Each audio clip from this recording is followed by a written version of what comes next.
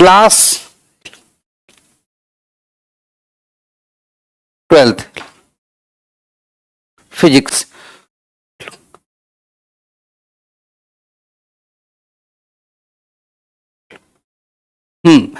Eleventh class की physics already आप लोग पढ़ चुके होंगे और 12th क्लास की, खुश रहिए दिवाकर जी।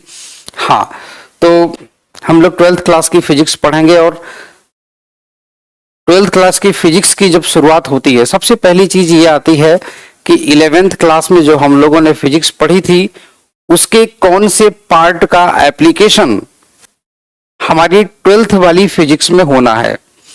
ये मैं इसलिए आपको बताना चाह रहा हूं क्योंकि जब हम लोग सेकेंड पार्ट पढ़ते हैं 12th का, तो आप लोगों को फर्स्ट पार्ट जो 11th क्लास में आपने पढ़ा उसमें से जो वेक्टर वाला जो पार्ट होता है वो आप लोगों को आना चाहिए।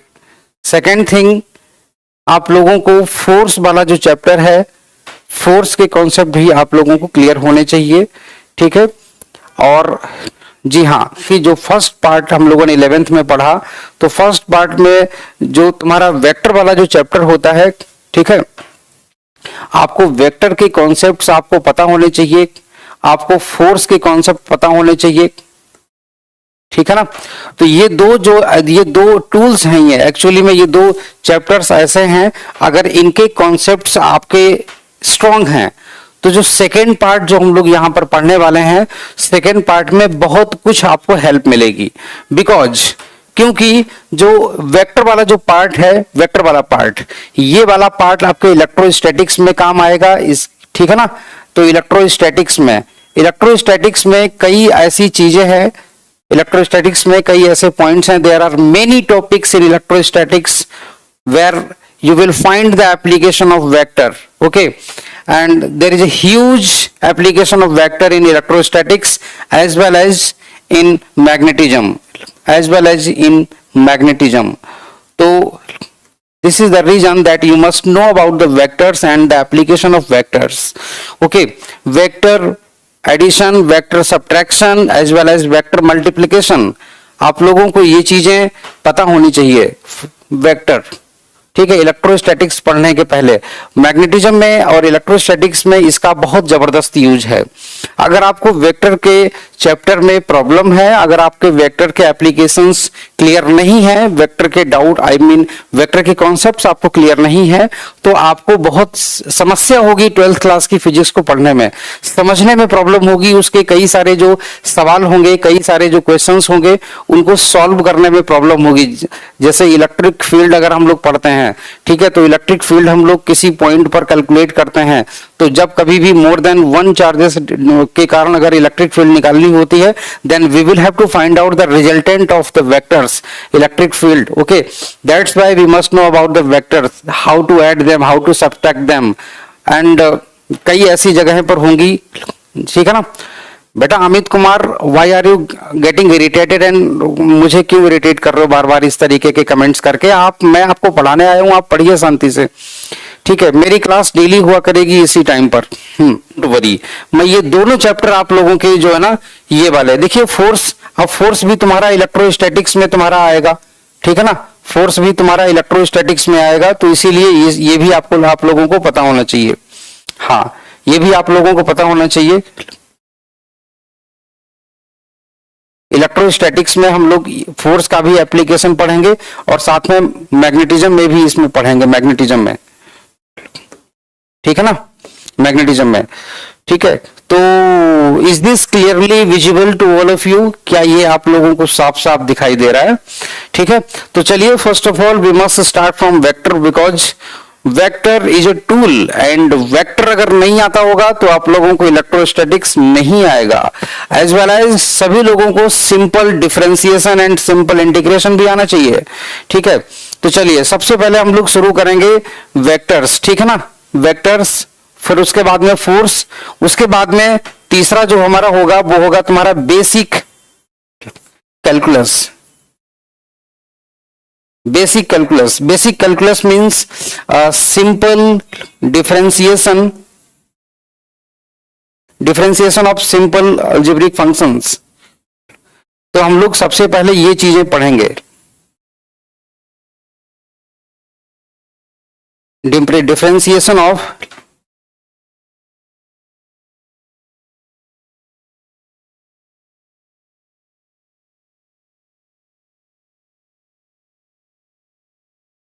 ठीक, और उसके बाद में आ जाता है तुम्हारा इंटीग्रेशन, ठीक है ना। इंटीग्रेशन भी आप लोगों को पता होना चाहिए, integration of simple algebraic functions. तो हम लोग इसी क्रम में सबसे पहले शुरुआत करेंगे, ठीक है ना। तो दीज आर द टूल्स, ये टूल्स हैं जिनकी मदद से हम लोग पढ़ेंगे सेकेंड पार्ट मतलब 12th का पार्ट, ठीक है। अच्छा, हिंदी में नहीं पढ़ाया जाए, हिंदी में आप डोंट वरी, मैं हिंदी और इंग्लिश दोनों भाषाएं यूज करूंगा, डोंट वरी, ठीक है। हाँ, यस, मैं पूरा पार्ट कंप्लीट करवाऊंगा। चलिए ठीक है, तो हम लोग आगे की ओर बढ़ते हैं, ठीक है। तो सबसे पहले हम लोग शुरू करते हैं वेक्टर्स। देखिएगा, तो टूल्स हैं ये तुम्हारे बेसिक टूल्स, और टूल्स में हम लोग पढ़ रहे हैं वेक्टर्स, ठीक है ना। तो वेक्टर्स सबसे पहली चीज देखिएगा, हम लोग बात करते हैं फिजिकल क्वांटिटीज की। मेरी बात को समझिएगा, फिजिकल क्वांटिटीज ये क्या होती हैं? फिजिकल क्वांटिटीज,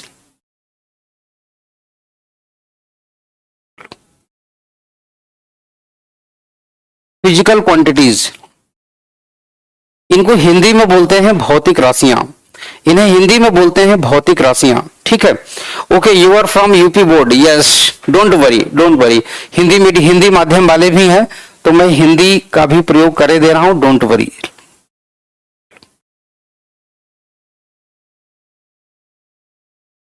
भौतिक राशियां, मेरी बात को समझिएगा, भौतिक राशियां फिजिकल क्वांटिटीज क्या होती हैं?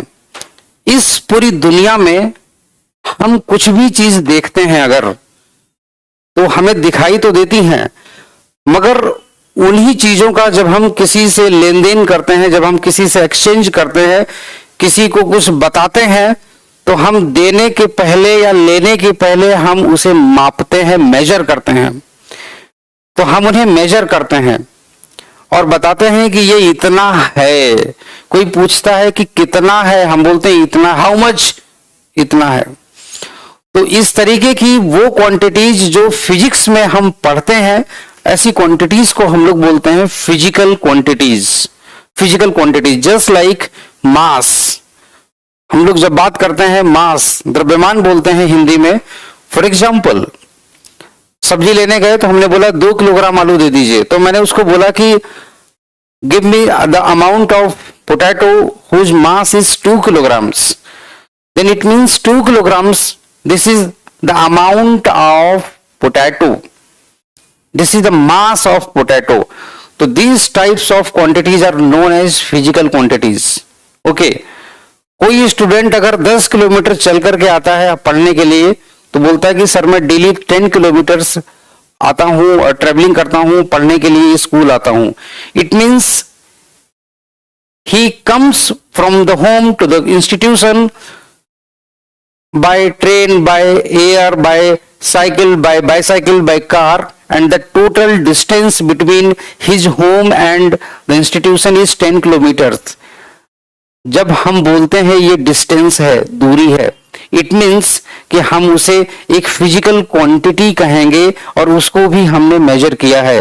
तो इस तरीके की जो फिजिकल क्वांटिटीज होती हैं, ये फिजिक्स में बहुत सारी होती हैं। There are many physical quantities, बहुत सारी फिजिकल क्वांटिटीज हैं वहां पर, ठीक है। फिजिक्स में बहुत सारी फिजिकल क्वांटिटीज हैं, और जो फिजिकल क्वांटिटीज हैं उन्हें 2 पार्ट्स में डिवाइड किया गया है। फिजिकल क्वांटिटीज को 2 पार्ट्स में डिवाइड किया गया है दोस्तों। कुछ फिजिकल क्वांटिटीज ऐसी होती हैं जो साइज के बेसिस पर छोटी, और कुछ होती हैं साइज के बेसिस पर बड़ी। तो इस तरीके से हम लोग ये बोलेंगे कि फिजिकल क्वांटिटीज को दो इसके बेस होते हैं, जिनके बेस पर उसे डिवाइड किया गया है। नंबर 1, कुछ साइज के बेसिस पर उनको अलग किया गया है, साइज के बेसिस पर, ठीक है ना, साइज के बेसिस पर, और कुछ प्रॉपर्टीज के बेसिस पर, ठीक है ना। तो इनके 2 बेस हैं जिनके बेस पर इनको अलग अलग किया गया है। तो देखिएगा, इनको देखिएगा। पहली चीज इस तरीके से ऐसे करके साइज के बेसिस पर जब हम लोग बोलते हैं तो साइज के बेसिस पर कुछ फिजिकल क्वांटिटीज को बोला गया है फंडामेंटल क्वांटिटीज। फंडामेंटल क्वांटिटीज, इनको हिंदी में बोलते हैं मूल राशियां, ठीक है ना, इनको हिंदी में बोलते हैं मूल राशियां, मूल राशियां, ठीक, फंडामेंटल क्वांटिटीज। और दूसरी जो है उनको हम लोगों ने बोला है डिराइव्ड क्वांटिटीज, इनको हमने बोला है डिराइव्ड क्वांटिटीज, ठीक है ना, इनको बोलते हैं हम लोग व्युत्पन्न राशियां, व्युत्पन्न राशियां। क्लियर वही चीज। तो इस तरीके से there are two types of physical quantities, number one fundamental, number two derived. Number one जो तुम्हारी ये फंडामेंटल क्वांटिटीज हैं, ये एक्चुअल में 7 है। कौन कौन सी? एक है तुम्हारी लेंथ, एक है तुम्हारी मास, एक है तुम्हारी टाइम, एक है आपकी इलेक्ट्रिक करंट,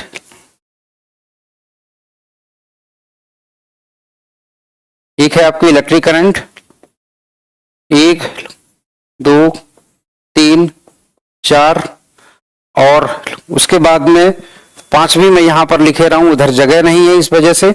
इलेक्ट्रिक करंट, एक है तुम्हारा टेम्परेचर, और एक है तुम्हारा अमाउंट ऑफ सब्सटेंस। इसको मैं हिंदी में बता दूंगा, don't worry, amount of substance, ठीक। और तुम्हारा सातवां है तुम्हारा ल्यूमिनस इंटेंसिटी, ल्यूमिनस इंटेंसिटी, ठीक। मेरी बात को हिंदी में समझिएगा जरा। हाँ, इसको हिंदी में बोलते हैं हम लोग लंबाई, इसको हिंदी में बोलते हैं द्रव्यमान, और इसको हिंदी में बोलते हैं समय, इसको हिंदी में बोलते हैं विद्युत धारा,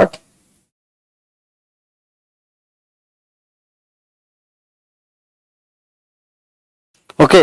इसको हिंदी में बोलते हैं ताप, इसको हिंदी में बोलते हैं पदार्थ की मात्रा।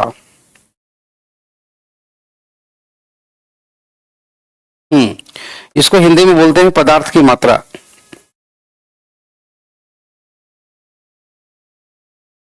पदार्थ की मात्रा। उसके बाद में ये तुम्हारा आ जाता है ज्योति तीव्रता। These are the 7 different fundamental quantities. Actually में ये क्या होती है मैं आपको बता देता हूं। जैसे किसी लड्डू को बनाने के लिए, जैसे किसी लड्डू को बनाने के लिए चीनी, घी, पानी, बेसन, इट मीन्स बेसन, ठीक है ना, इनकी जरूरत होती है हमें। ठीक उसी तरीके से किसी फिजिकल क्वांटिटी को डिराइव करने के लिए, बनाने के लिए हमें इनकी जरूरत होती है। जैसे शुगर अपने आप में कंप्लीट है, पानी अपने आप में कंप्लीट है, ऑयल, घी, ये अपने आप में कंप्लीट है, ठीक है ना। इनको किसी की चीज की जरूरत नहीं होती इन्हें बनाने के लिए। बिल्कुल वैसे ही इन्हें बनाने के लिए किसी दूसरी क्वांटिटी की कोई जरूरत नहीं, बट इनसे मिला करके हम ये वाली क्वांटिटीज को डिराइव करते हैं, उनको बनाते हैं, ठीक है ना। Okay, don't worry Seelu. तो हम लोग ये कहते हैं कि ये वाली जो क्वांटिटीज हैं आपकी डिराइव्ड क्वांटिटीज, डिराइव्ड क्वांटिटीज, इन वाली क्वांटिटीज को छोड़ दो तो remaining all the physical quantities they are known as the derived quantities.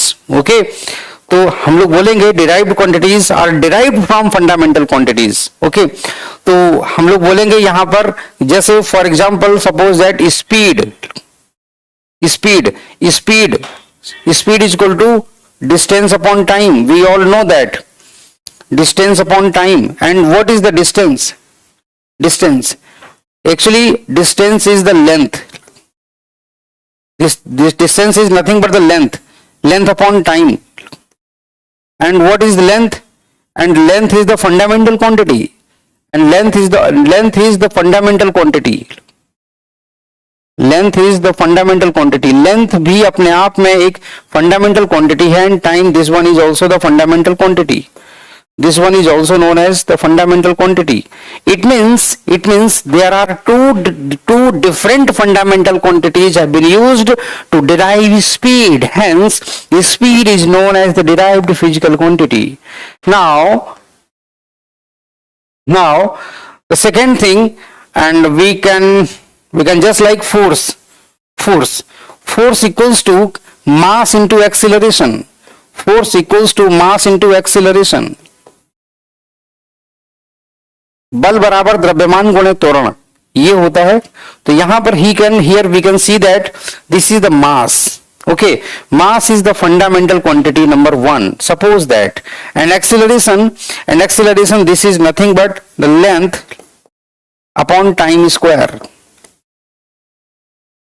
Okay, now here you can see that because we all know that the unit of length is meter and the unit of time is second, it means the length upon time square, it means meter per second square. इसका मतलब ये भी तुम्हारी एक fundamental quantity है, ये भी एक fundamental quantity है. तो there are three different fundamental quantities have been used to define the force, and hence you can see that the force is also a derived quantity. Hence you can see that the force is also a derived quantity. Yes, Shivansh Yadav, and yes, obviously we will cover, obviously if we are studying the 10+2 as well as the 10+1 part, then obviously we will cover the whole syllabus of ND as well as Air Force, and those who are preparing for NEET or IIT, then they will get benefited also. Okay, Deepak, actually जब आप बात करते हैं acceleration की unit, what is the unit of distance. Speed का जो formula होता है, हाँ, स्पीड का जो फॉर्मूला होता है वो होता है distance upon time. It means distance क्या है, वो भी एक रास्ते की लंबाई है. Distance is nothing but the length of a path. Hence we can write it as distance is length and time is time, obviously. And we all know that the length is a fundamental quantity and time is also a fundamental quantity. Here the mass is already a fundamental quantity. Acceleration, what is the unit of acceleration? Unit of acceleration is meter per second square. Meter per second square. Now here you can see that meter, and what is the meter? Meter means length. Second square means time square.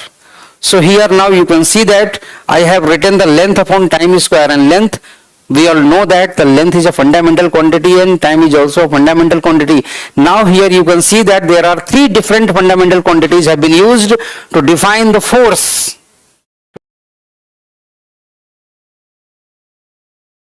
लोगों ने क्या क्या सीख लिया, जरा एक बार देख लीजिएगा, फिर से देख लीजिएगा. ऐसे करके, कैसे करके, ऐसे करके. तो ये हमारी यहां से चीजें कवर हो जाती हैं. ऐसे ही there are many other physical quantities who have been derived from fundamental quantities. इस तरीके की ऐसी बहुत सारी व्युत्पन्न राशियां हैं जिन्हें मूल राशियों से बनाया गया है. क्लियर? हाँ, ठीक है. चलिए, मैं हिंदी मीडियम में भी पढ़ाने, मतलब साथ में बताता रहूंगा, डोंट वरी. ठीक है. तो अब हम लोग आते हैं, जब हम लोग बात करते हैं फिजिकल क्वांटिटीज को प्रॉपर्टीज के बेसिस पर अलग करते हैं. फिजिकल क्वांटिटीज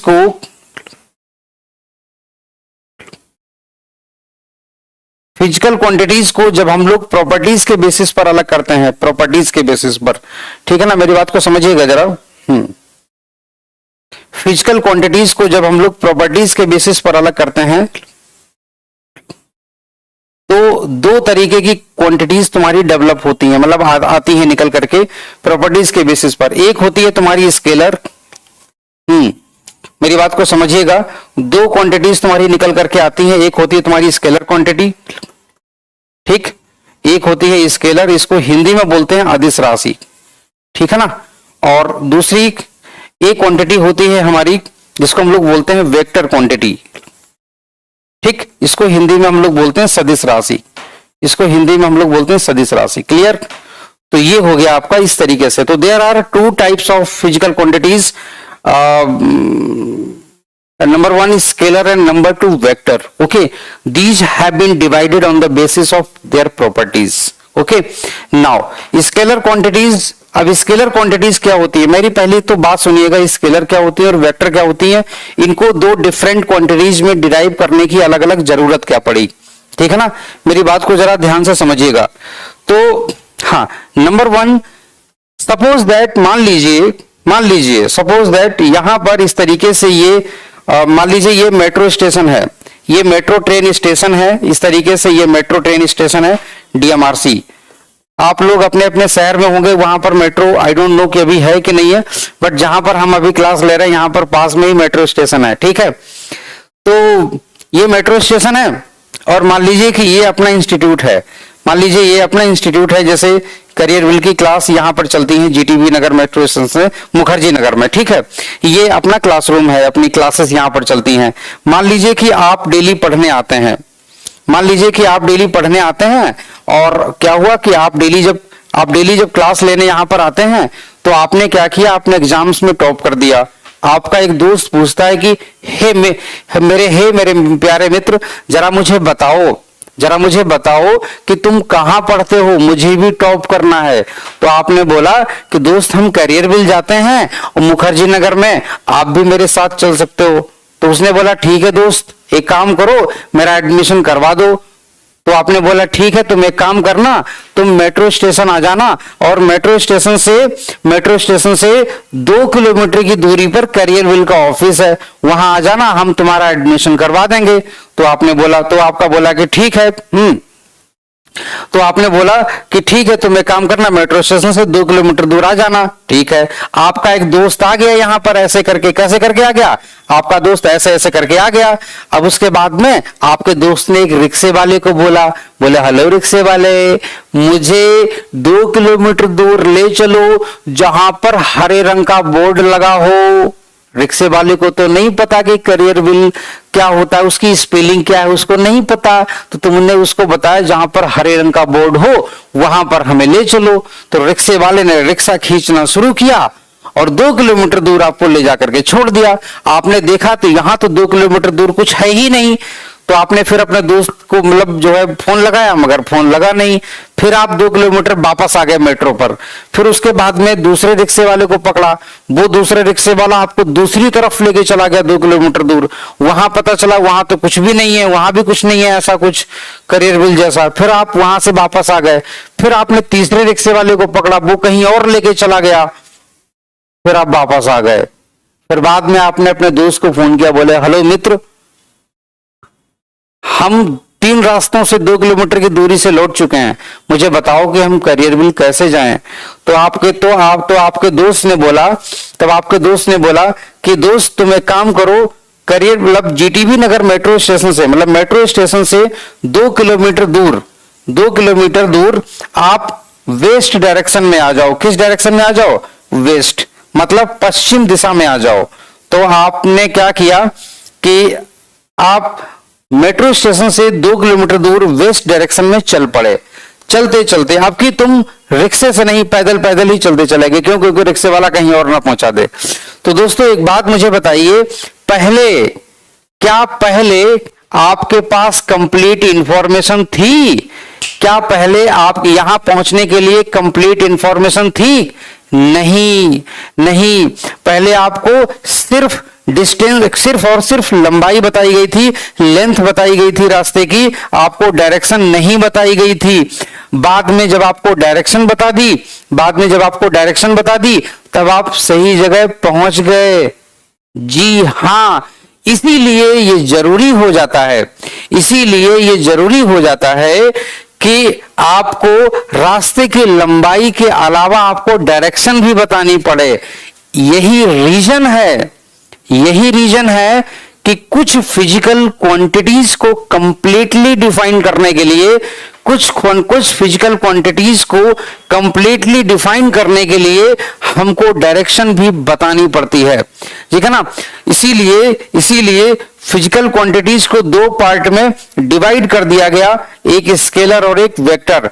एक क्वांटिटीज वो भी होती है जिसमें डायरेक्शन बिना बताए हम लोग उसे कंप्लीटली डिफाइन नहीं कर सकते, और ये तुम्हारी डायरेक्शन हो गई। और इसे हम लोग क्या बोलते हैं? इसे हम लोग बोलते हैं मैग्नीट्यूड। क्या बोलते हैं? इसे हम लोग बोलते हैं मैग्नीट्यूड। क्या बोलते हैं? मैग्नीट्यूड। इसे हिंदी में बोलते हैं परिमाण। क्या बोलते हैं? इसे हिंदी में हम लोग बोलते हैं परिमाण, ठीक है ना।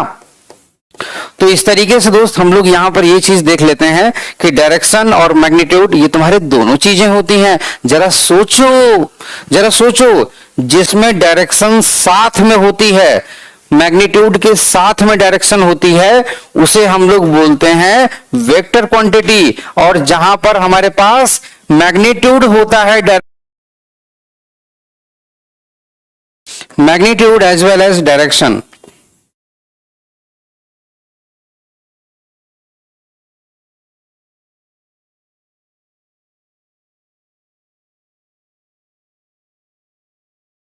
direction both. One more important thing is this: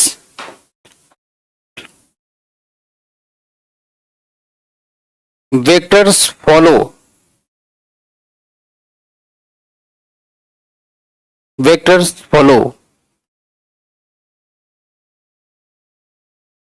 triangle law of vector addition.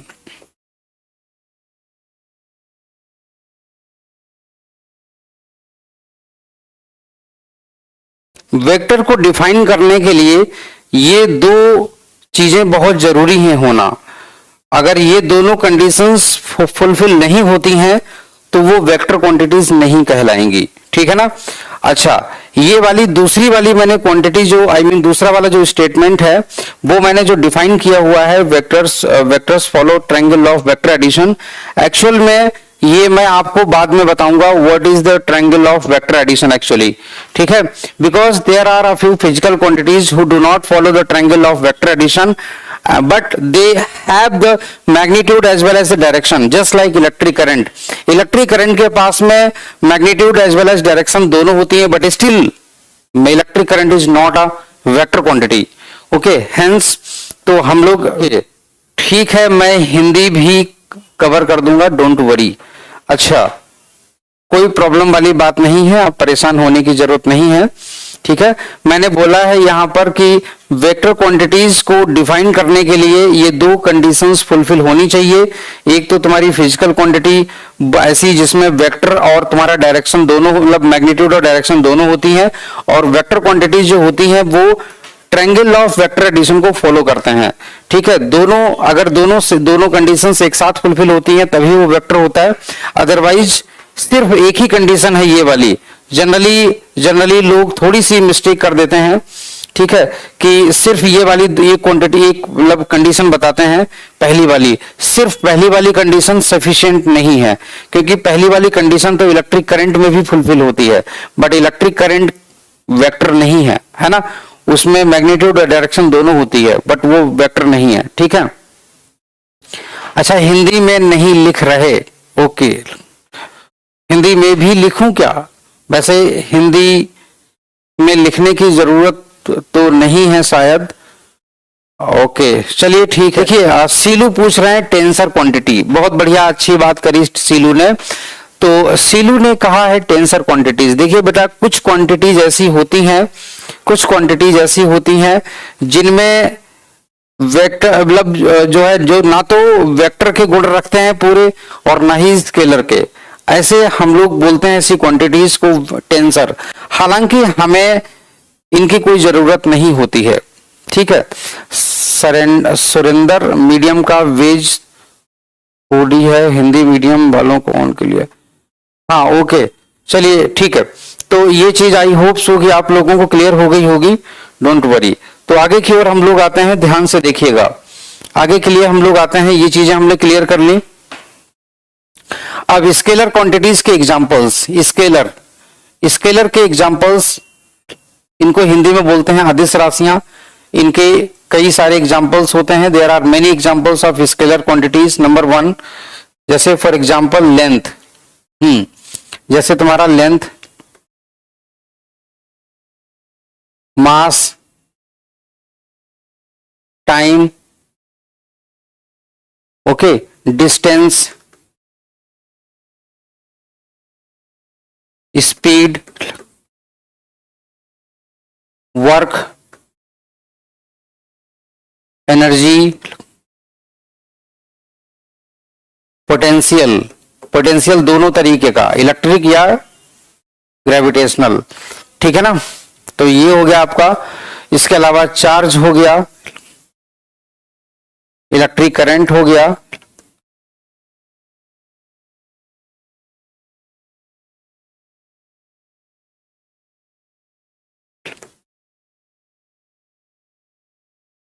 ठीक है ना, sorry electric current,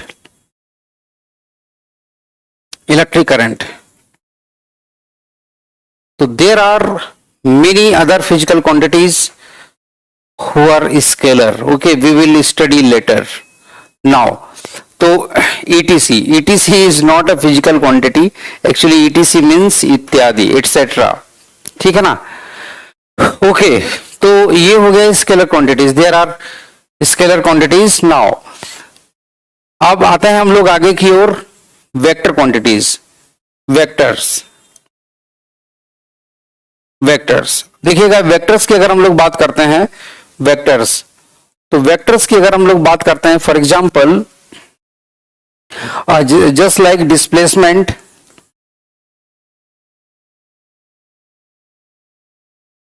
displacement, velocity, acceleration,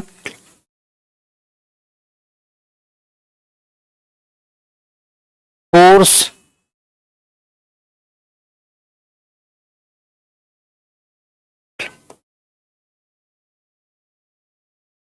linear momentum, torque, etc. All these physical quantities are vectors. इनके अलावा भी और भी होती हैं, don't worry. Just like electric field,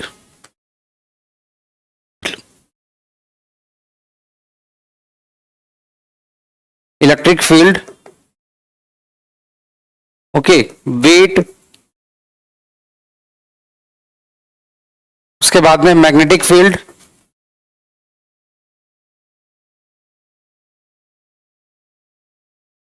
उसके बाद में आ जाता है आपका डाइपोल मोमेंट,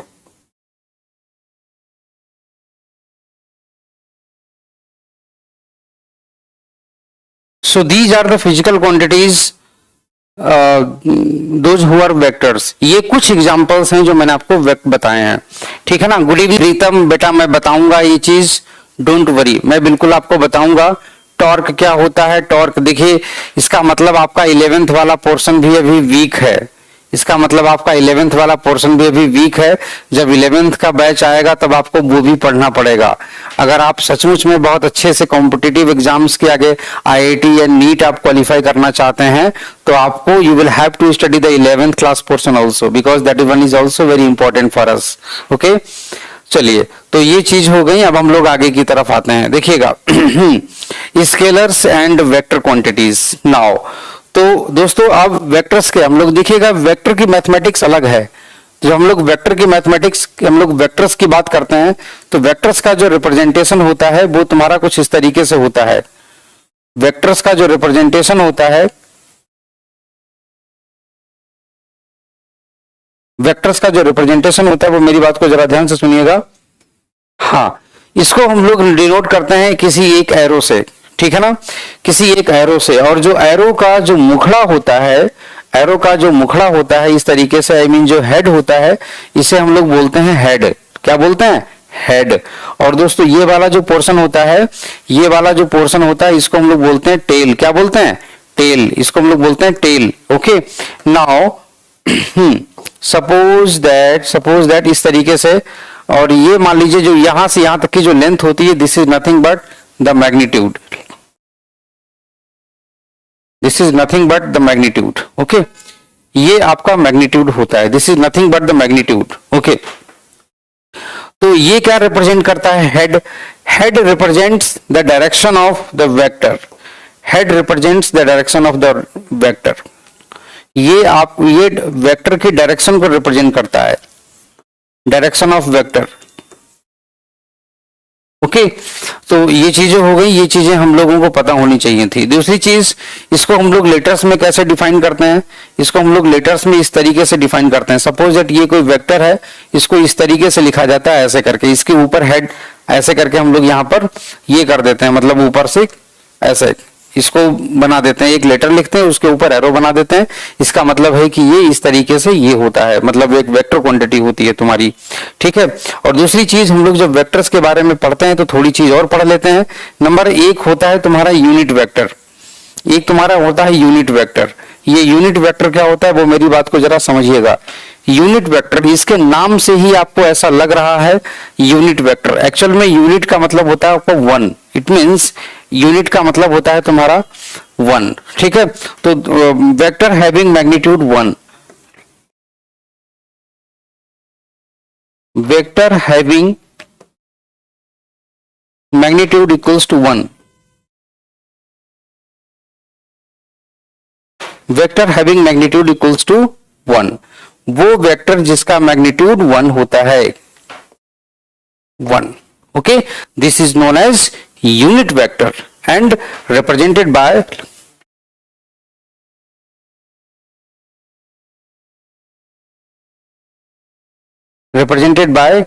ए कैप, ठीक। इसको कैप बोलते हैं, एक हट शेप में एक कैप पहना दी जाती है। Rishabh Yadav thank you. खुशी सर नोट्स प्रोवाइड किया जाए।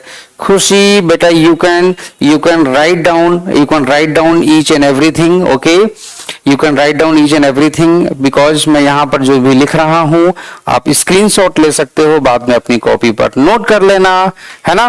और हमसे अगर ये सेव हो गया, सपोज दैट आपसे आप अपनी अच्छी प्यारी हैंड राइटिंग में नोट करिए, अपने अच्छे प्यारे नोट्स बनाइए, क्योंकि अच्छे प्यारे जो नोट्स होते हैं वो एग्जाम के टाइम पर बहुत काम आते हैं। अच्छे प्यारे नोट्स एग्जाम के टाइम पर बहुत काम आते हैं। और साथ में जब अपनी हैंड राइटिंग होती है ना, तो अपनी हैंड राइटिंग में बहुत जल्दी याद होता है। मुझे भी ऐसे होता था, मुझे भी बहुत जल्दी याद होता था। क्यों? क्योंकि मैं अपनी हैंड राइटिंग में अपने नोट्स बनाता था, तो जिससे मुझे अपनी ही लैंग्वेज में लिखने का मौका मिलता था, और उसके बाद में वो मुझे बहुत अच्छे से याद हो जाते थे, ठीक है ना। मनीष बिल्कुल बेटा बिल्कुल, आप नोट्स बनाइएगा और मुझे भी दिखाइएगा, मैं भी उसमें फिर देख लूंगा कि हाँ आपने नोट्स बनाए हैं, कैसे बनाए हैं, ठीक है ना। हाँ रोहित बेटा आप भी नोट्स अपने आप बनाइएगा। देखिए मैं कभी भी किसी को ये नहीं कहता कि आप मेरी लैंग्वेज को पेपर में उतार के आइए, आप अपनी लैंग्वेज उतारिए, आप अपनी लैंग्वेज में अपने नोट्स बनाइए, बहुत अच्छे नोट्स बनेंगे, ठीक है ना। और ये वाले जो नोट्स होंगे ना, ये वाले तो नोट्स मतलब एक तरीके से पूरी बुक हमको पढ़ानी है। अगर हमें पूरी बुक पढ़ानी है तो ऑब्वियस सी बात है कि हम कितना लिखेंगे यहाँ पर, हम तो फिर एक्सप्लेन करेंगे कि हम लिखेंगे, है कि नहीं।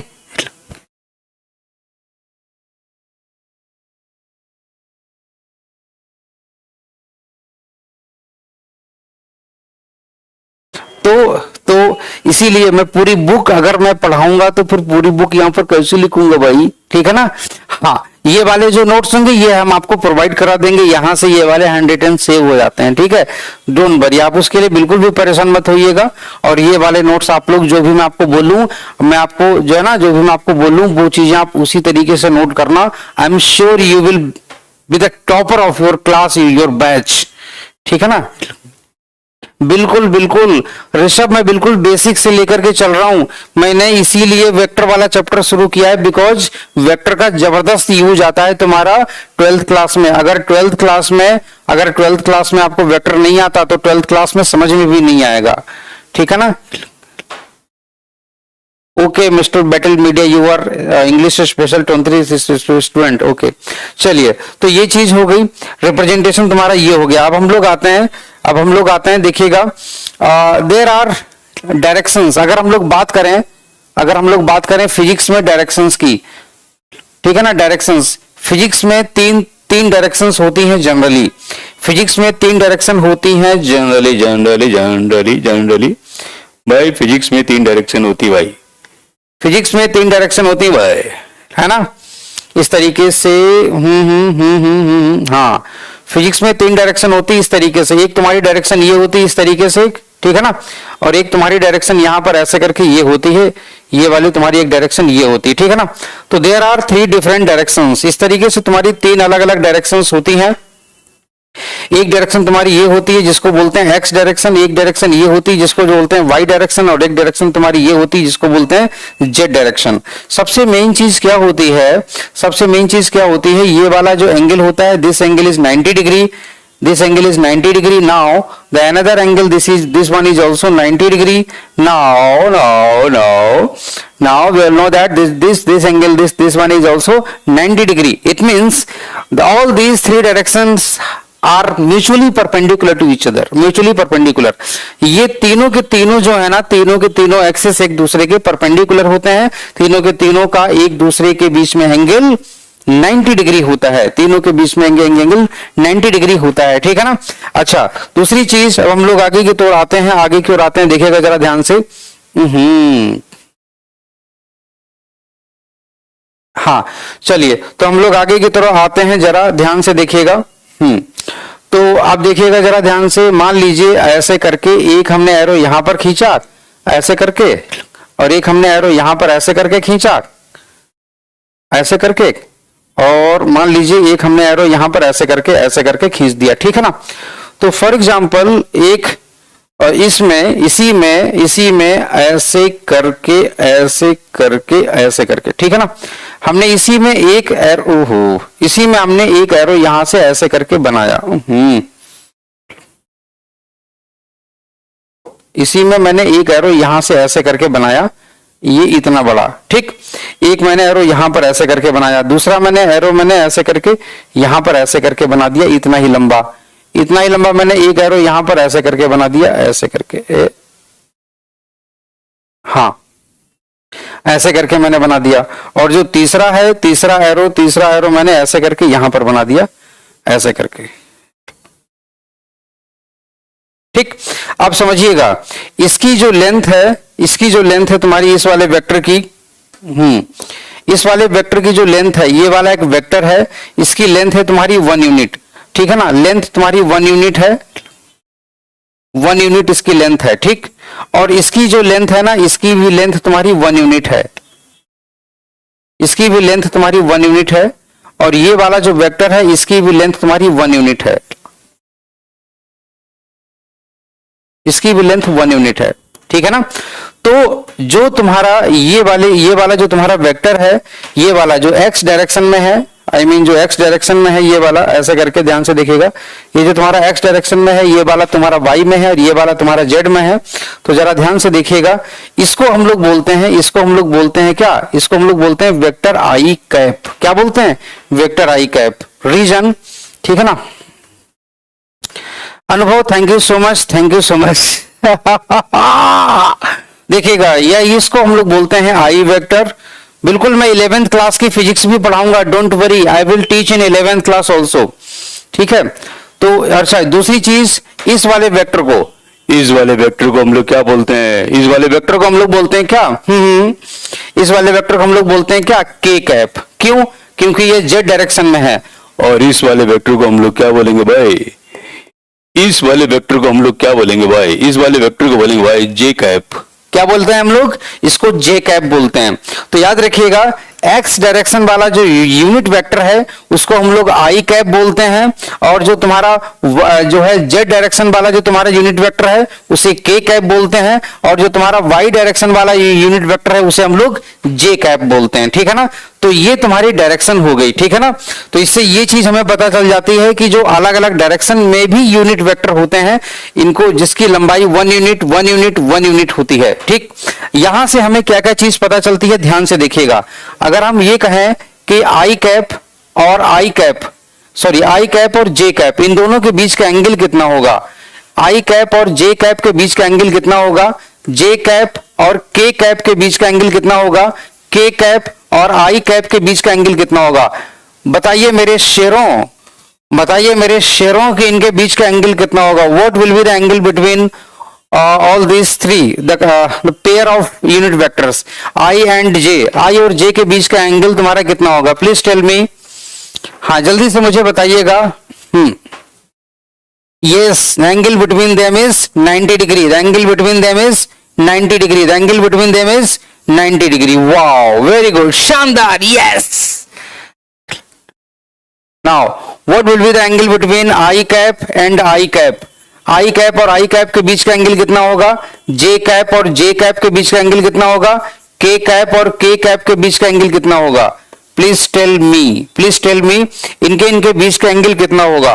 What will be the angle between them? Yes, very good, शाबाश मेरे शेरों, ये तुम्हारा 0 degree 0 degree 0 degree, very good very good, ये हो गया तुम्हारा, बहुत बढ़िया, शानदार शानदार शानदार। अब हम लोग वेक्टर बनाएंगे, अब हम लोग वेक्टर बनाएंगे, वाओ वाओ, अब हम लोग वेक्टर बनाएंगे, कैसे बनाएंगे अभी देखना जरा ध्यान से, ठीक है ना। मान लीजिए मान लीजिए सपोज दैट अगर हम आपसे ये बोलें सपोज दैट ये इस तरीके से तुम्हारी एक एक्स एक्सिस है, ये वाली तुम्हारी वाई एक्सिस है, और सपोज दैट तुम्हारा इस तरीके से एक वेक्टर हमने इसको बोल दिया, हमने बेटा भाई बेटा लेट जाओ, बेटा लेट जाओ, यहाँ पर बेटा लेट गए, तो ये बेटा लेट गए। बेटे की लंबाई कितनी थी, बेटे की लंबाई थी मान लो तुम्हारी 3, तो हम लोग इसको लिखेंगे 3i, क्या लिखेंगे 3i। पूछो क्यों i, क्यों, क्योंकि ये सिर्फ x डायरेक्शन में वेक्टर है, ठीक है ना। तो ये वाला जो तुम्हारा लाल वाला वेक्टर है ना, ये जो लाल वाला वेक्टर है ना, इसको हम लोग क्या बोलेंगे, इसको हम लोग बोलेंगे vector a will be equal to 3i cap, okay. तो ये वाला तुम्हारा वेक्टर इस तरीके से हो जाएगा, ठीक। दूसरी चीज आगे को हम लोग आते हैं, मान लीजिए हमने दूसरा बेटा यहां पर बोला, ए बेटा चल बेटा खड़ा हो जा, तो बेटा खड़ा हो गया इस तरीके से, बेटा खड़ा हो गया। अब ये बेटा आ गया किसमें, वाई डायरेक्शन में, मगर बेटे की हाइट तो अभी उतनी ही रहेगी 3i, सॉरी 3, तो तुम्हारा अब i नहीं हो जाएगा, अब ये तुम्हारा क्या हो जाएगा, अब ये तुम्हारा यहां पर हो जाएगा 3j। पूछो क्यों j, क्यों, क्योंकि अब ये किस डायरेक्शन में है, वाई डायरेक्शन में है। तो हम लोग इस वाले वेक्टर को क्या नाम देंगे, है ना, इस वाले वेक्टर को क्या नाम देंगे, इस वेक्टर को मैं क्या नाम दूं, इस वेक्टर को मैं ये नाम दूं, क्या नाम दूं, इस वेक्टर को मैं बोलूंगा वेक्टर बी। अब ये वेक्टर चेंज हो गया है, अब ये वेक्टर लिखा जाएगा कितना, 3j कैप, ठीक। इस तरीके से इसको लिखा जाएगा, बहुत बढ़िया शानदार। इतनी चीजें क्लियर हुई सभी लोगों को, हाँ या ना, ये चीजें इतनी क्लियर हो गई आप लोगों को,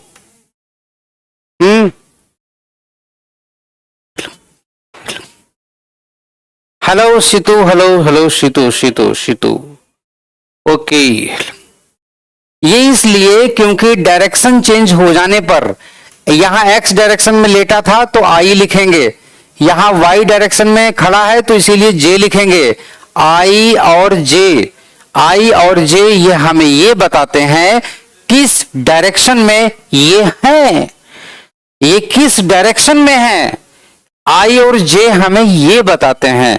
सपोज दैट मान लीजिए भाई, मान लीजिए कि जेड वाली एक्सिस है, हमने बोला ए बेटा, बोले यस, ए बेटा चल लेट जा बेटा, तो बेटा यहां पर ऐसे करके लेट गए, ये जमीन पे तिरछे लेट गए। अब इनकी लंबाई तो उतनी ही रहेगी ऐसे करके, तो यहां पर जेड लिखा है, 3 के साथ में क्या लिखा जाएगा, जरा मुझे बताओ कि 3 के साथ में क्या लिखा जाएगा, आई लिखें कि जे लिखें कि के लिखें, please tell me what will be with this digit, इस तीन वाली डिजिट के साथ में क्या लिखना चाहिए। Absolutely correct, we will write it as K cap, okay. इसका मतलब ये हो गया, इट मीन्स दिस वेक्टर ये तुम्हारा वेक्टर सी हो जाएगा और ये हो जाएगा तुम्हारा 3k कैप, ओके। तो इस तरीके से तुम्हारे 3 वेक्टर हो गए, एक तुम्हारा हो गया क्या, 3i 3j 3k, है कि नहीं। चलिए अब हम लोग आगे की तरफ आते हैं, इतनी चीजें क्लियर हो गई सारे लोगों को, वेरी गुड, है ना। ऊपर वाले वेरी गुड, नीचे वाले वेरी गुड, है ना, तिरछे वाले वेरी गुड, सारे वेरी गुड ही हैं, है ना। चलिए आगे की ओर हम लोग आते हैं, चलिए हम लोग थोड़ा सा यहाँ पर एक चीज और मैं आपसे बता दूं, देखिएगा, मान लीजिए ऐसे करके, कैसे करके, ऐसे करके, ये x है तुम्हारा, ये तुम्हारा y है ना, ये तुम्हारा x है और ये तुम्हारा y है। फॉर एग्जाम्पल अगर मैं आपसे एक बात कहूं, ठीक है ना, तो अगर मैं आप बहुत बढ़िया शानदार, अगर मैं आपसे एक बात कहूं x और y, मान लीजिए कोई वेक्टर अगर ऐसे है, मान लीजिए कि कोई वेक्टर अगर ऐसे है, मान लीजिए, है ना, मान लीजिए कि कोई वेक्टर अगर ऐसे है और हम इस वेक्टर का नाम दे दें, वेक्टर ए, और सपोज दैट मान लीजिए यहां से हम ये कह दें कि वेक्टर तुम्हारा ये 60 डिग्री का एंगल है, यहां पर ये वेक्टर एक्स एक्सिस से 60 डिग्री का एंगल बना रहा है, ठीक है ना, ये वेक्टर तुम्हारा इससे 60 डिग्री का एंगल बना रहा है, ये ए है और ये तुम्हारा ओ है, मान लीजिए ओ, और ये ए, ठीक है, ये वाला पॉइंट तुम्हारा ए है, ठीक है। चलिए हम लोग अगर ना भी नाम दें तो कोई दिक्कत नहीं है, इस तरीके से हमने लिख रखा है। मान लीजिए कि जो वेक्टर ए है, ओहो, वेक्टर तुम्हारा जो ए है इसकी लेंथ कितनी है, वेक्टर ए की लेंथ कितनी है। सपोज दैट अगर हम तुमसे ये कहें कि वेक्टर ए की लेंथ कितनी है, लेंथ ऑफ दिस वेक्टर, तो इसको ऐसे करके लिखा जाता है, इसको ऐसे करके लिखा जाता है, हम लोग लिखते हैं मैग्नीट्यूड ऑफ वेक्टर ए, ठीक, मैग्नीट्यूड ऑफ वेक्टर ए। तो ये तुम्हारा इसका मैग्नीट्यूड हो जाता है, ठीक है। अब हम लोग ये देखेंगे, देखिएगा, अब हम लोग ये देखेंगे, मुझे ये बताइए कि इस वेक्टर को क्या लिखा जाएगा। इस वेक्टर को मान लीजिए अगर हम ऐसे करके लिख दें, कैसे करके लिख दें, इसको हम लोग लिख दें a i cap plus b j cap. तो मुझे बताइए जरा, ए आई प्लस बी जे जहां पर लिखा है, ए आई प्लस बी जे जहां पर लिखा है, तो ए और बी की वैल्यू क्या है, पूछो क्यों। ये वेक्टर तुम्हारा y और x दोनों डायरेक्शन में एक साथ है, पूछो क्यों, क्योंकि ये ना तो x की डायरेक्शन में है ना तो y की, ये थोड़ा थोड़ा x की डायरेक्शन में भी है, थोड़ा थोड़ा y में भी है, थोड़ा थोड़ा x में भी है, तो ये दोनों डायरेक्शन में एक साथ है। इसीलिए हम लोग बोलेंगे कि तुम्हारा ये वाला वेक्टर कुछ i में है कुछ j में है। तो जरा मुझे बताइए कितना i में है और कितना j में है, ठीक है ना। तो बताइए मुझे कितना i में है और कितना j में है। तो हम लोग इसको ऐसे करके सॉल्व करेंगे, देखिएगा जरा ध्यान से, इसको हम लोग ऐसे करके इसका एक ट्रायंगल बना लेते हैं, ऐसे ऐसे करके, ऐसे ऐसे करके, कैसे कैसे करके, ऐसे ऐसे करके हम लोग एक ट्रायंगल बना लेते हैं, ध्यान से देखिएगा, ऐसे ऐसे करके, हाँ, इसको हम लोग एक ट्रायंगल बना लेते हैं ऐसे ऐसे करके, ऐसे ऐसे ऐसे ऐसे ऐसे ऐसे ऐसे करके। तो ये वाला तुम्हारा अगर वेक्टर ए है, ये वाला तुम्हारा वेक्टर ए है, सपोज दैट मान लीजिए ऐसे करके, ठीक है ना। तो ये वाला 60 डिग्री है और जो है, हाँ, तो इसकी लंबाई तुम्हारी हम लोग निकाल सकते हैं, और इसकी लंबाई जितनी होगी उतनी ही लंबाई इसकी ये वाली डायरेक्शन में भी हो जाएगी। तो इसका ये मतलब है, अगर हम लोग ट्रायंगल ट्रिग्नोमेट्री का यूज करेंगे ना, तो ये वाली जो लंबाई तुम्हारी निकलेगी, ये निकलेगी ए कॉज 60 डिग्री, और ये वाली जो लंबाई निकलेगी वो निकलेगी तुम्हारी ए साइन 60 डिग्री, ठीक। तो हमको ये पता चल गई कि जो तुम्हारा ये वाला जो वेक्टर है, वेक्टर ए, ये तुम्हारा इतना तो तुम्हारा y डायरेक्शन में है और इतना तुम्हारा ये x डायरेक्शन में है। तो इसका मतलब है ये वाला जो वेक्टर है, वेक्टर ए जो है ना, वेक्टर ए, वो तुम्हारा इतना है, इतना है तुम्हारा ए कॉज 60 डिग्री, ए कॉज 60 डिग्री, और साथ में किस डायरेक्शन में है, ये इतना x डायरेक्शन में है, आई कैप, प्लस लिखेंगे ये तुम्हारा है ए साइन 60 डिग्री, ए साइन 60 डिग्री किस डायरेक्शन में है तुम्हारा, जे डायरेक्शन में, तो लिखेंगे जे कैप। तो तुम्हारा ए वेक्टर इस तरीके से लिखा जाता है, ठीक है ना, इस तरीके से। अच्छा हाँ, ये सिर्फ ए क्या है, इसको हम लोग सिर्फ ए भी लिख सकते हैं। जो मैग्नीट्यूड होता है किसी वेक्टर का, दो डंडियां लगाई जाती है इस तरफ, ठीक है ना, और इसको हम लोग ए लिख देते हैं जनरली, ठीक है ना। तो हम लोग इस तरीके से, ये सिर्फ मैग्नीट्यूड होता है, ये डायरेक्शन होती है, ये मैग्नीट्यूड होता है और ये डायरेक्शन होती है। क्लियर वही चीज, ये चीज है। ओके, आई होप सो कि इतनी चीजें आप लोगों को क्लियर हो गई होंगी, ठीक है। तो इतना जो पोर्शन है ना, ये तो हमारा जो वेक्टर ए है वो तुम्हारा इस तरीके से लिखा गया था, a cos 60 degree i cap plus a sine 60 degree j cap, ठीक। इसको इस तरीके से हम लोग लिखते हैं जनरली, जे कैप, ठीक। तो ये वाला तुम्हारा मैग्नीट्यूड और ये वाला तुम्हारा मैग्नीट्यूड, ये हो गया मैग्नीट्यूड। इसीलिए इन जनरल अगर हम लोग बात करें जनरल, ठीक है ना, इन जनरल अगर हम लोग बात करें किसी वेक्टर के बारे में, तो मेरी बात को जरा ध्यान से सुनिएगा कि हम लोग कोई वेक्टर अगर इस तरीके का लिखा होता है ऐसे करके, ये मान लीजिए y वाला और ये मान लीजिए x वाला, ठीक है। तो अगर कोई वेक्टर अगर इस तरीके से लिखा हुआ है ऐसे करके, ठीक है ना, तो मान लीजिए ये वाला तुम्हारा a वेक्टर है और ये मान लीजिए थीटा एंगल है, तो हम लोग इस a को लिखते हैं vector a will be equal to a cos theta I cap plus a sine theta J cap, ठीक।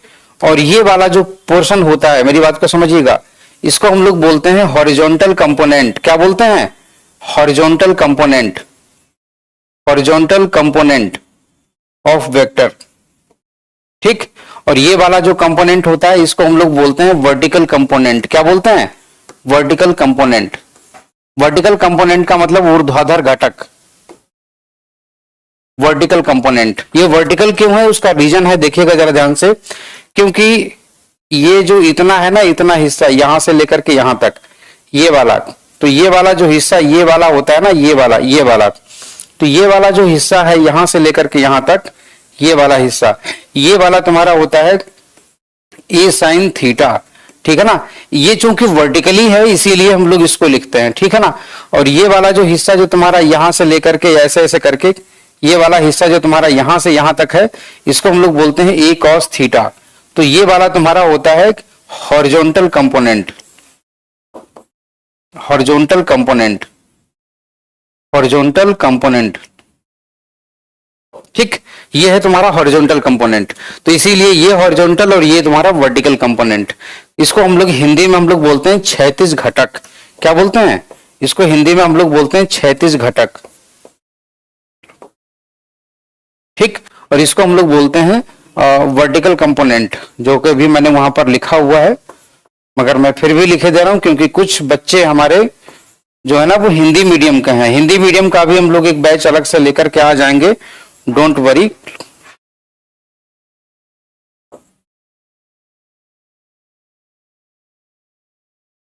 ठीक, तो ये चीजें हैं। I hope so all this things are clear. Harish, actually मैं 10+2 का ही पोर्शन शुरू करने के लिए मैं वेक्टर बता रहा हूं पहले, बिकॉज जब तक हमें वेक्टर नहीं पता होंगे तब तक हम इलेक्ट्रोस्टैटिक्स में, मैग्नेटिज्म में हम आपको कैसे एक्सप्लेन कर पाएंगे बेसिक से सारी चीजें, है ना। This is the reason that you must know about the vectors first, because there are huge applications of vector in our electrostatics portion as well as in magnetism। ठीक है, बिल्कुल रौनक, ओहो रौनक, हमें लग रहा है कि मैं आपको पढ़ा चुका हूं। चलिए, तो अंशिका होके, चलिए, तो ये चीजें आप लोगों को क्लियर हो गई। अब मैं आप लोगों को एक क्वेश्चन दे रहा हूं सिंपल सा, ठीक है ना। एग्जाम्पल आप लोगों को मैं दे रहा हूं, आप मुझे एक जो है सवाल का जवाब दीजिएगा। हाँ देखिएगा, मुझे एक सवाल का जवाब दीजिए। फॉर एग्जाम्पल देखिएगा, मान लीजिए कि ये तुम्हारा एक्स एक्सिस है, ये वाला तुम्हारा वाई एक्सिस है, ठीक है ना। और मान लीजिए फॉर एग्जाम्पल इस तरीके से तुम्हारा एक वेक्टर है तुम्हारा इस तरीके से ए, ठीक। ये वाला मान लीजिए एंगल तुम्हारा 60 डिग्री है, या मान लीजिए, हाँ चलिए ठीक है 60 नहीं, हाँ चलिए ठीक है 60 डिग्री है, ठीक है। और मान लीजिए ए नहीं है बल्कि फोर्स, मान लीजिए एक फोर्स है, ये तुम्हारा फोर्स लग रहा है, फोर्स मान लीजिए सपोज दैट 20 न्यूटन का है, 20 न्यूटन का, ठीक है। इस फोर्स को आप वेक्टर के फॉर्म में लिखिए, इस फोर्स को आप वेक्टर के फॉर्म में लिखिए। मान लीजिए इस तरीके से लिखिए, फोर्स है तुम्हारा यहां पर लिखा हुआ ए इंटू आई कैप प्लस बी इंटू जे कैप, ठीक। तो बताइए मुझे फटाफट इसका सही जवाब क्या हो जाएगा। ए इंटू आई प्लस बी इंटू जे, तो आपको ए और बी की वैल्यू निकालनी है, ए और बी की वैल्यू निकालनी है आप लोगों को। Calculate the value of a and b, calculate the value of a and b, calculate the value of a and B.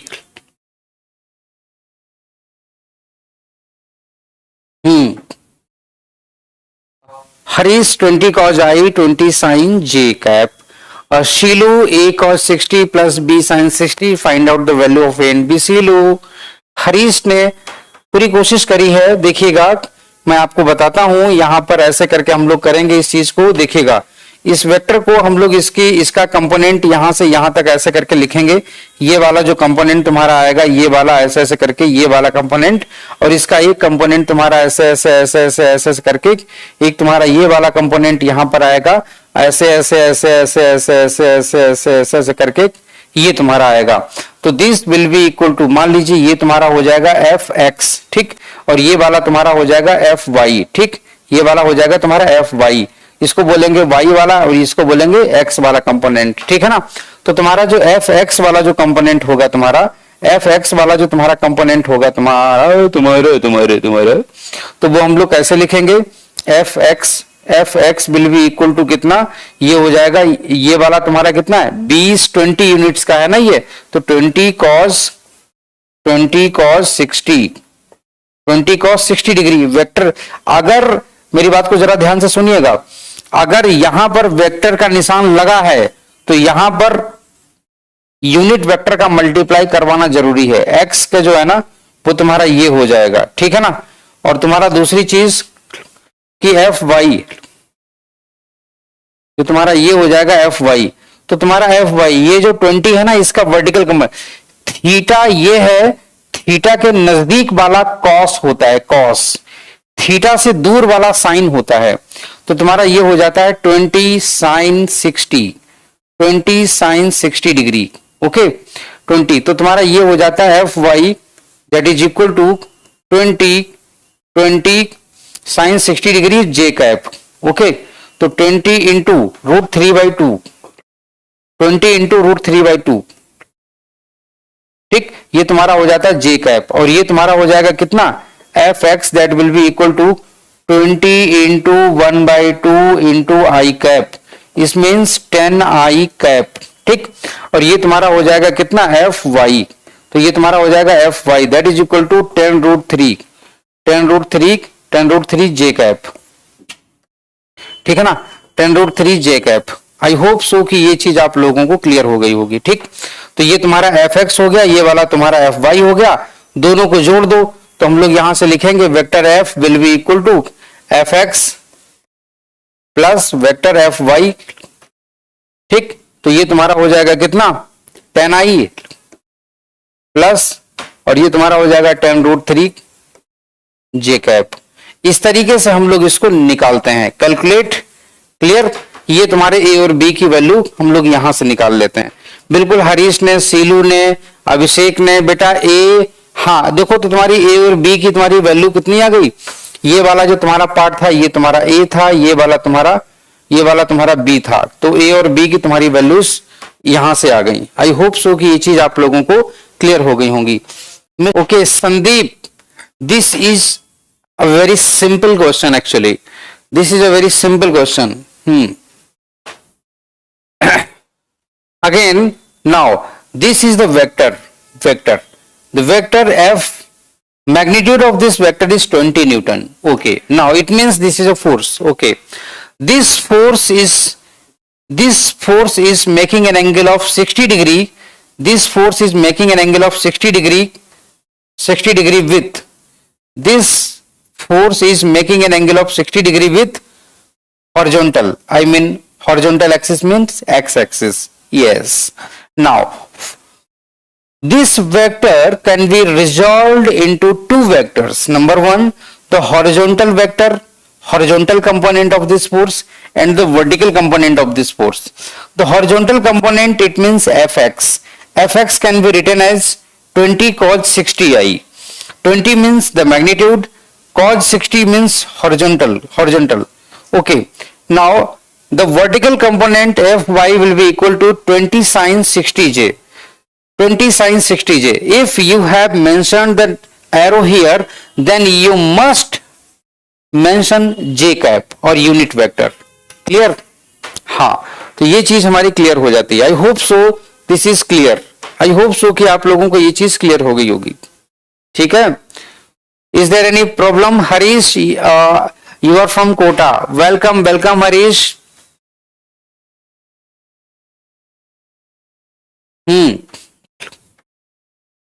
Okay, हर्ष, ये चीज क्लियर हो गई अब। अमित पूछ रहे हैं गुरुजी आप कहां से, बेटा हम अब दिल्ली के ही हो गए हैं, उत्तर प्रदेश में जन्मे हैं, है ना, उत्तर प्रदेश में पढ़ाई हुई, उसके बाद दिल्ली से हम आपको पढ़ा रहे हैं, है ना। ये मैं हूं, ये हमारा स्टूडियो है और यहां हमारी पढ़ाई हो रही है कि नहीं, क्यों भाई। तो क्लियर हो गई सारी चीजें सारे लोगों को, आई होप सो कि आप लोगों को ये चीजें क्लियर हो गई होंगी। Very good. चलिए, तो इस तरीके से देखो, हम लोग वेक्टर्स को तोड़ते हैं, ठीक है ना। वेक्टर्स को हम लोग तोड़ते हैं। सपोज दैट, मान लीजिए अगर मैं आपको इसका एक एग्जांपल देता हूं,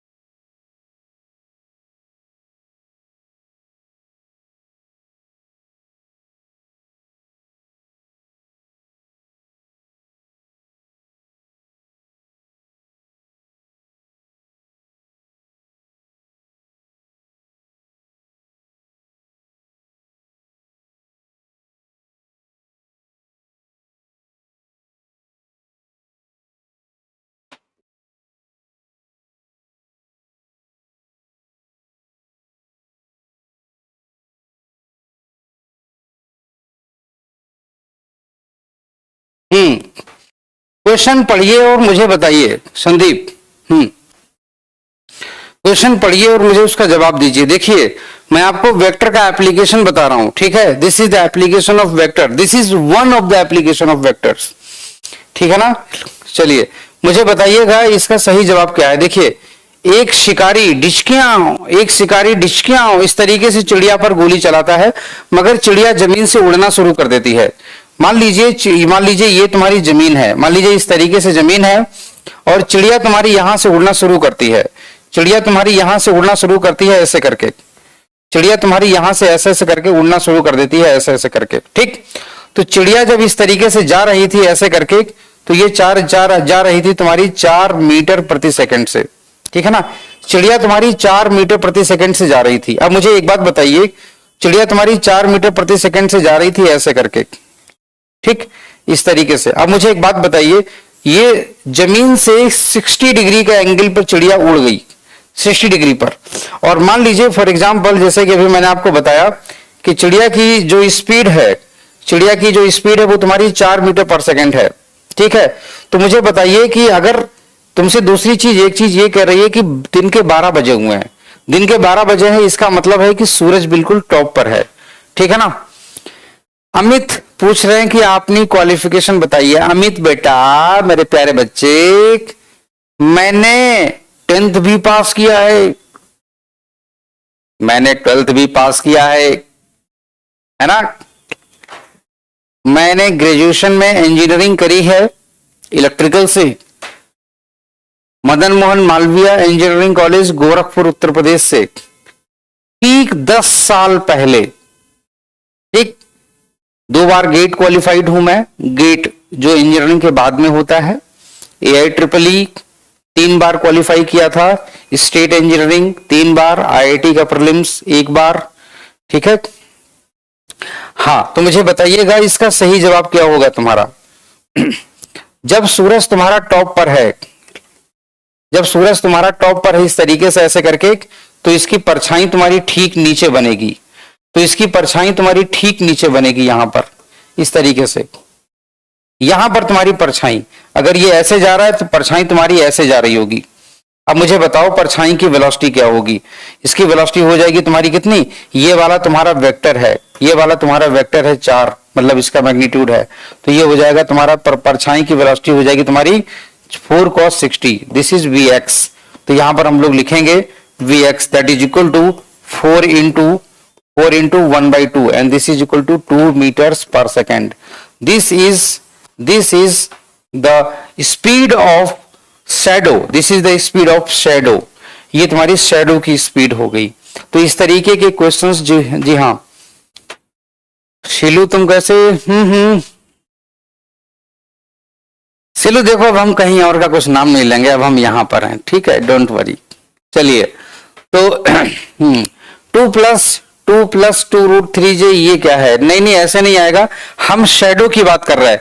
परछाई तो जमीन पे जाएगी ना, परछाई आसमान में थोड़ी जाएगी, परछाई तो यहां पर जाएगी ना, ऐसे ऐसे करते हुए।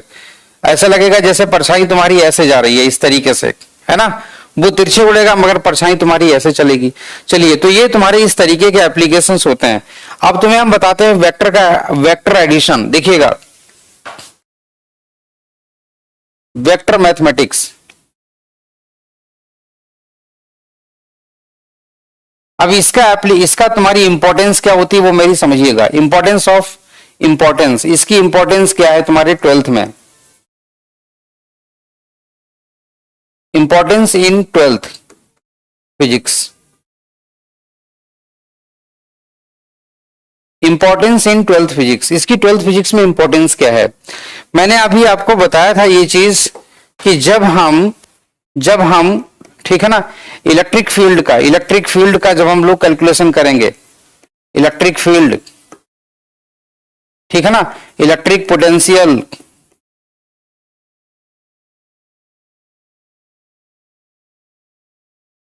ठीक है ना, और साथ में हम लोग डायपोल मोमेंट कैलकुलेट करेंगे, ठीक है ना, हम लोग टॉर्क कैलकुलेट करेंगे, ठीक है ना, हम लोग अभी इसके अलावा फिर उसके बाद में और आगे जाएंगे तो मैग्नेटिज्म में हम लोग वही चीज पढ़ते हैं। बाद में फिर तुम्हारे मैग्नेटिक फोर्सेस के बारे में हम लोग पढ़ेंगे, ठीक है ना, मैग्नेटिक फोर्स, मैग्नेटिक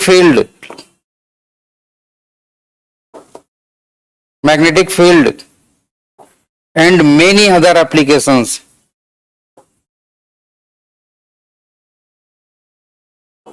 कई ऐसे एप्लीकेशन आएंगे फिजिक्स में जहां पर आपको इनकी बहुत जरूरत पड़ेगी, वेक्टर मैथमेटिक्स की, ठीक है ना। मेरा नाम कुमार रवि है, ठीक है। चलिए तो वेक्टर मैथमेटिक्स में हम लोग देखते हैं जरा कि तुम्हारा हम लोग आते हैं सिंपल सी वेक्टर एडिशन। हम लोग इसमें क्या क्या चीजें पढ़ेंगे? Vector addition,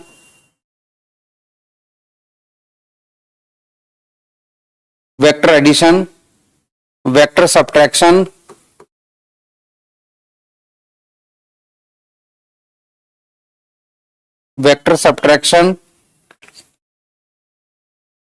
vector product, vector multiplication, ये चीजें हम लोग पढ़ेंगे, ठीक है ना।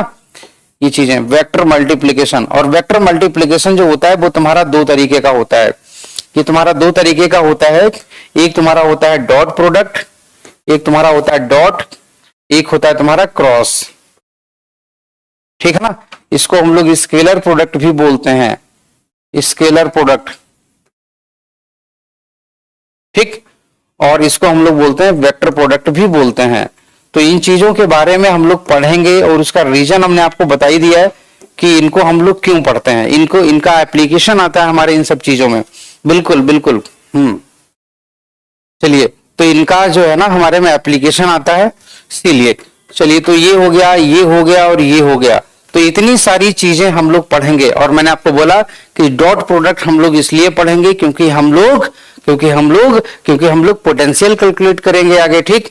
और उसके अलावा तुम्हारा वर्क कैलकुलेट होगा, और क्रॉस प्रोडक्ट हम लोग क्रॉस प्रोडक्ट का सबसे ज्यादा वाइडली यूज्ड है, ये सबसे ज्यादा यूज होगा तुम्हारा, ठीक है ना।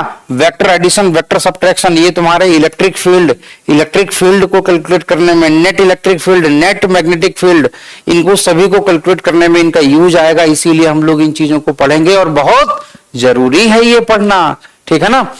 जी हाँ, तो अभी हमारा एक लेक्चर और लगेगा, कल हमारा जब लेक्चर लगेगा तो हम लोग कल ये चीज फिनिश करेंगे। और हाँ, जब हम लोग कल ये चीज फिनिश कर लेंगे ना, उसके बाद परसों से हम लोग उतरेंगे किसमें, उसके बाद परसों से हम लोग उतरेंगे बेसिक कैलकुलस। क्योंकि बेसिक कैलकुलस अगर हम लोग नहीं पढ़ेंगे, बेसिक फंक्शन नहीं पढ़ेंगे, तो हमें फिजिक्स नहीं आएगी सही। अगर आप सीखना चाहते हैं पूरी फिजिक्स मेरे साथ, मेरे अपने स्टाइल में, तो जुड़े रहिए हमसे करियर बिल पे। और हाँ दोस्तों, मैं आपको एक बढ़िया सी बात और बता रहा हूं, जिस तरीके से मैं पढ़ाता चलूं बस उसी तरीके से पढ़ते चले जाना। ये मत सोचना कि किताब में पहले ये दिया है, मेरा अपना खुद का एक तरीका है, ठीक है ना। वो मेरे स्टूडेंट पुराने वाले खूब अच्छी तरीके से जानते हैं। तो आप बस कोई भी बुक फॉलो करने की जरूरत नहीं है, क्वेश्चंस की शीट आपको हम देंगे, क्वेश्चंस की प्रैक्टिस आपको हम करवाएंगे। No need to follow any book, don't worry, ठीक है ना। तो कोई सी भी बुक को अभी फॉलो करने की कोई जरूरत नहीं है। सारी थ्योरी, सारे कॉन्सेप्ट में आपको लोगों को क्लियर कराइएगा। बेसिक कैलकुलस मतलब जो हमारी फिजिक्स में काम आने वाली है, ठीक है। तो ये हम लोग इतनी चीजें हम लोग नेक्स्ट क्लास में रखते हैं, तो नेक्स्ट क्लास में हम लोग कल पढ़ेंगे, ठीक है ना। चलिए, तो आज के लिए हम लोग इतना ही रखते हैं और कल हम लोग फिर से मिलेंगे। Thank you so much, bye bye, take care.